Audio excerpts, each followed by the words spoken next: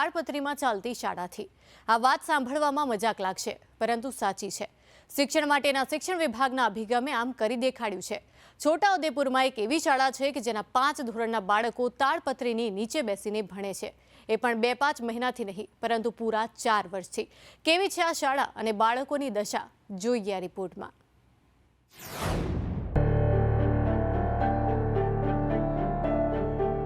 માથા પર તાડપત્રીનો સહારો,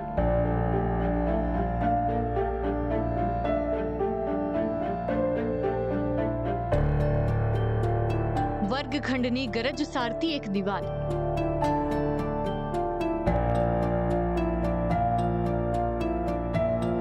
નથી કોઈ બેન્ચ કે નથી છત,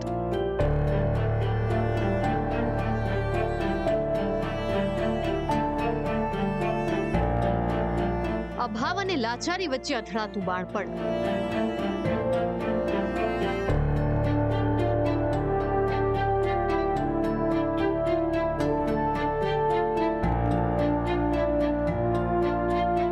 આ બાળકો જે જગ્યા ઉપર બેસીને અભ્યાસ કરી રહ્યા છે તે શાળા છે।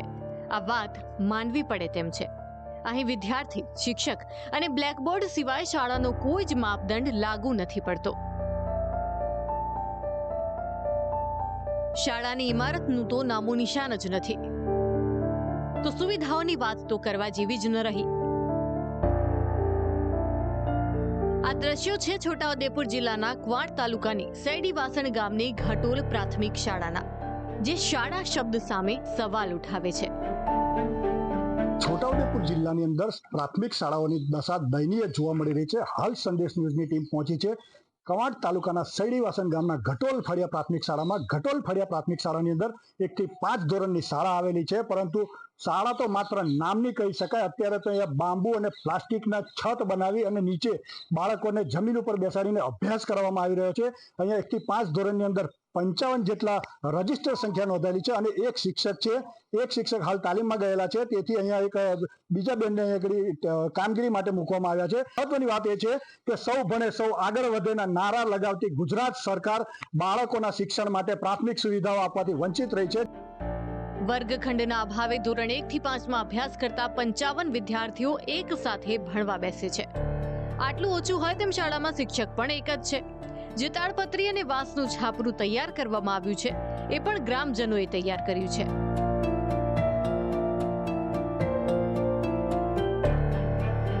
છાપરાની આસપાસ દિવાલની જગ્યાએ પતરા ગોઠવવામાં આવ્યા છે। વરસાદ હોય કે પછી ઠંડી, અકળાવતી ગરમી હોય કે પછી પવન, બાળકોએ આ બધું જ સહન કરવું પડે છે।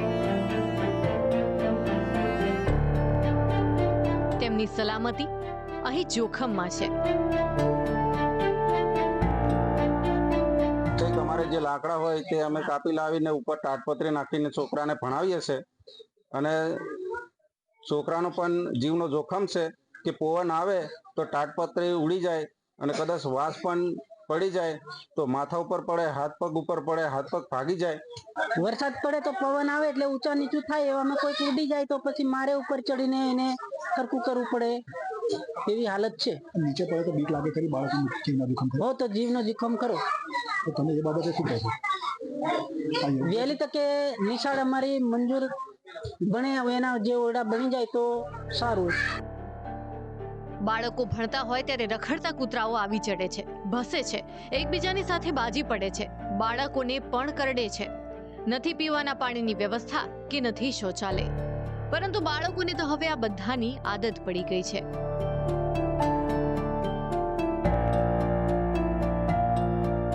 સવાલ એ છે કે શાળાની આવી દુર્દશા કેમ? તો તેનો જવાબ એ છે કે શાળાના ઓરડાએ જર્જરિત થતા 3 વર્ષ પહેલા તોડી નખાયા। ત્યારથી લઈને અત્યાર સુધી બાળકો આ જ રીતે ખુલ્લામાં ભણવા મજબૂર છે।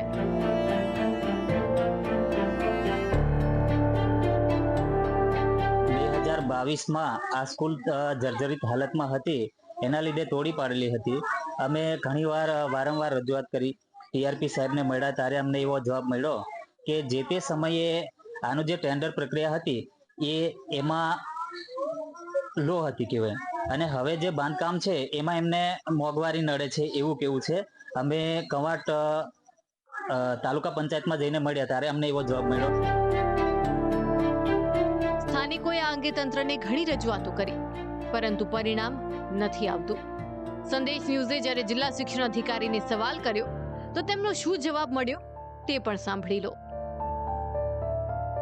વૈકલ્પિક વ્યવસ્થાના ભાગ સ્વરૂપે સંબંધિત તાલુકા પ્રાથમિક શિક્ષણ અધિકારીને અને બીઆરસી કોઓર્ડિનેટરને રૂબરૂ મુલાકાત લઈ નજીકના મકાનમાં વૈકલ્પિક વ્યવસ્થાના ભાગ સ્વરૂપે વિદ્યાર્થીઓને બેસવા માટેની વ્યવસ્થા માટે સૂચના આપી દેવામાં આવેલી છે અને સંબંધિત કવાંટ તાલુકાના ટીઆરપી સાથે પણ પરામર્શ કરી તાત્કાલિક ધોરણે ત્યાં મલ્ટીપર્પઝ શેડ બને અને કમ્પાઉન્ડ વોલનું પણ આયોજન થાય તે મુજબની સૂચના આપી દેવામાં આવેલી છે.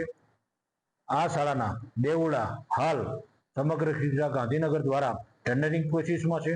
ટૂંક સમયમાં ટેન્ડરિંગ પ્રોસેસ પૂર્ણ થઈ હતી ઓરડાની કામગીરી શરૂ કરવામાં આવશે. સાંભળ્યું તમે? વિદ્યાર્થીઓ માટે વૈકલ્પિક વ્યવસ્થા કરવા તાલુકા પ્રાથમિક શિક્ષણ અધિકારીને સૂચના અપાઈ છે. મલ્ટીપર્પઝ શેડ બનાવવા કહેવાયું છે. શાળાના 2 ઓરડા માટે ટેન્ડરની પ્રક્રિયા ચાલી રહી છે ને? એકદમ સંપૂર્ણ સરકારી જવાબ.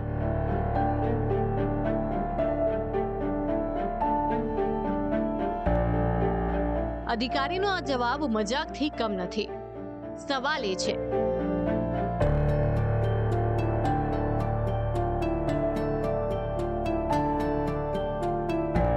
4 વર્ષથી બાળકો માટે શાળાની વ્યવસ્થા કેમ નથી થઈ? નવા શૈક્ષણિક વર્ષમાં પણ તંત્ર કેમ જાગ્યું નહીં? બાળકોની જોખમાયેલી સલામતી માટે જવાબદાર કોણ? બાળકોનું ભણતર પ્રભાવિત થઈ રહ્યું છે તે માટે જવાબદાર કોણ? ટેન્ડરની પ્રક્રિયા ક્યારે શરૂ થશે અને ક્યારે પૂરી તે પણ નક્કી નથી. બાળકોએ આ બધું ક્યાં સુધી સહન કરવું પડશે એ પણ ભગવાન જાણે. રાજ્યમાં આવી તો અનેક શાળાઓ છે. એસી ચેમ્બરમાં બેસતા શિક્ષણ મંત્રી અને અધિકારીઓએ આવી શાળાઓની એકવાર તો મુલાકાત લેવી જોઈએ.